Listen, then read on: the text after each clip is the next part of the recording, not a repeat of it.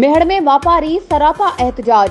वधंदड़ बदमनी, सरेआम फुरन, भाड़न, चोरन वारन वाक़िअनि में पुलिस पारां ॾोहारी गिरफ़्तार न करण ऐं शहरियुनि, दुकानदारनि, सहाफ़ियुनि, शागिर्दनि मथां दहशतगर्दी जा कूड़ा केस दाख़िल करण वारनि वाक़िअनि ख़िलाफ़ समूरी वापारी तंज़ीमुनि पारां टोकन हड़ताल वारे सॾ ते मुकमल शटरबंद हड़ताल। मेहड़ में समूरा कारोबारी मर्कज़ बंद। वापारी तंज़ीमुनि, chamber of commerce, glass market, सराफा बाज़ार, general merchant, medical store union, showroom मालकान ऐं ॿियनि वापारी तंज़ीमुनि पारां ॾिनल टोकन हड़ताल वारे सॾ जी मोट में मेहड़ में मुकमल शटरबंद हड़ताल रही।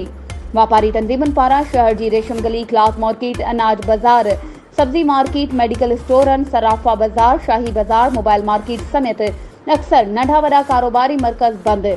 मेहड़ शहर जा अक्सर कारोबारी दुकान, मार्केट ऐं मेडिकल स्टोर मुकमल बंद हुजण सबबि शहरियुनि ऐं इलाइक़े वासियुनि खे तमामु घणनि मुश्किलातुनि खे मुंहुं ॾियणो पियो, पर पुलिस इंतज़ामिया पारां के बि उपाउ न वरिता विया आहिनि।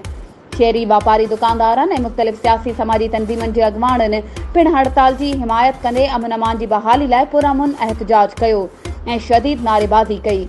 हुननि घुर कई आहे त मेहड़ ऐं दादू ज़िले जे मुक़रर नाअहल ऑफिसरनि खे हटाए बदमनी खे बिंचो ॾेई मेहड़ में मुकमल अमन बहाल करायो वञे।